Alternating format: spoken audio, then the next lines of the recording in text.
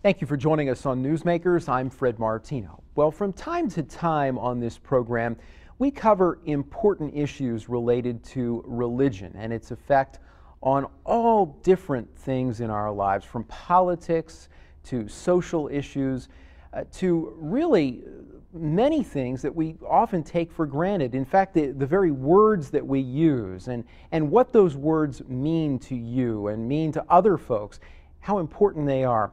This is the topic of our program today. I think the most recent time that we did a show that was related to religion dealt with religion and politics, and how many people said in the 2004 re-election campaign, the Bush administration used religion very effectively in their re-election campaign. The issue has been, of course, very, very controversial, and how religion is used to advance political causes in particular. The writer of the book that we're going to be talking about today is with me in the studio. Gary Eberle is the chair of the English department at Aquinas College. The book is called Dangerous Words, Talking About God in an Age of Fundamentalism. And Gary, thank you so much for being with us. You're welcome, Fred. Pleasure to be here. To start off with, you hit it right in the beginning of the book, the question I was going to ask you. Why do you write this book? And you said right off, people ask that question of you, and you have a very eloquent answer and a very specific answer as well. You don't beat around the bush at all. The book came out of my concern and even anger at the way certain elements especially in the 2000 presidential and national elections used religious vocabulary to talk about a number of social issues and political issues and governmental issues. And at the same time, in other parts of the world, we're seeing an upsurge of fundamentalism in the Islamic world. Certainly, it's also happening in Israel. In portions of Europe, there are types of fundamentalism rising up. As a person who considers himself spiritual and religious, I found the use of these words and the way they were being used very distressing. I think there's a kind of linguistic pollution that went on in terms of defining and who gets to define and who gets to use words like values and truth and God and religion. And so everywhere we turn in the world today, it seems the hot spots in terms of political conflict and military conflict have at least a portion of the conflict around religious motives. We can look at Ireland and see the Protestants versus the Catholics. Certainly in this country, we've had these political divisions between those who call themselves the true Christians and everybody else. We have, in the Islamic world, explosively the clashes between not just Islam, Christianity, and Judaism, but even within Islam, as we're seeing in Iraq. And religion is at the core of this. Now, some people would say, like Christopher Hitchens in his new book, that religion is the cause of all this. I don't see it that way.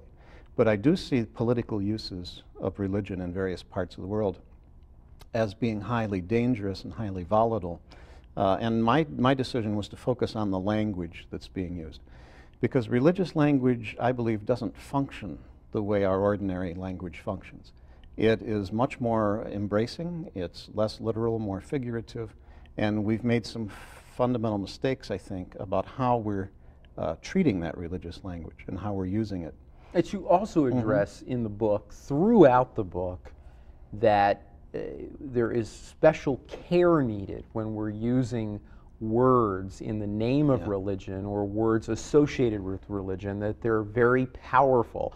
And one of the things that really struck me right in the beginning of the book, where you talk about why you're writing the book. I mean, you use some very powerful words to describe how you are concerned about this development, even saying that you believe that the type of language that is being used, you say in the past 20 years, a new politically active style of conservative Christianity has risen up that is challenging America's traditional separation between church and state. Yes.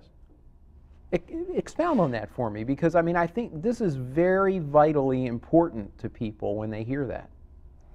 Let's take the use of the phrase family values. and who gets to define those. Two loaded words. I can't think of any more personally, emotionally evocative language than family.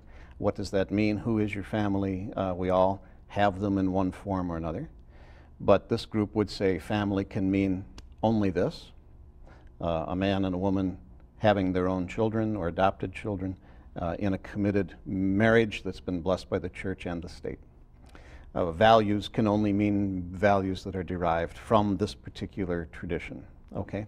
Now, once they've co-opted those words and they've really brilliantly managed to focus the debate so that they controlled the definition of those words. Other people who believe families can have different structures, which they can. I mean, the human family, the way human societies organize themselves into what are called families, is capable of a lot of variation. There are values besides the narrow range of values that this particular group wanted to focus on.